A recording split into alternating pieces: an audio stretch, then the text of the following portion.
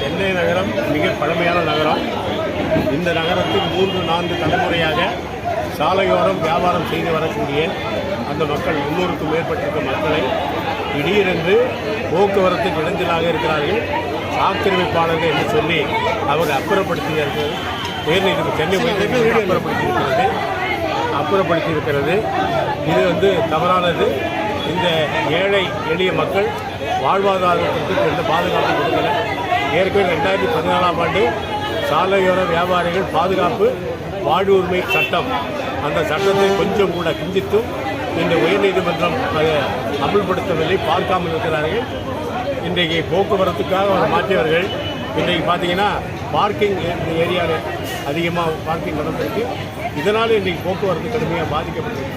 எந்த விதத்திலும் அரசினுடைய நடவடிக்கை அல்லது மாநகராட்சியினுடைய நடவடிக்கை உயர்நீதிமன்றம் கூட இந்த கண்டு காணாமல் இருக்கக்கூடிய நிலைமை இருக்கிறது. எனவே வியாபாரிகளை பாதுகாப்பதற்காக அந்த வாழ்வுரிமை சட்டத்தை அமல்படுத்த வேண்டும். மாநகராட்சி அவர்களுக்கு இந்த இடத்திலே இடங்கள் ஒதுக்கி தந்து அவர்களுக்கு வாடகை வசூலிக்கக்கூடிய ஏற்பாடுகளை செய்யலாம் என்பதால் அதுக்காக போராட்டங்கள் நடக்குது. போராட்டங்கள் அடுத்து தொடரும். ஐயா, உயர்நீதிமன்றத்தில் மேல்முறையீடு செய்ய வாய்ப்பு பண்ணிட்டீங்களா? எம்பி கிருஷ்ணன், பொதுச் செயலாளர், சென்னை மாநகர சிறுகடை வியாபாரிகள் கூட்டு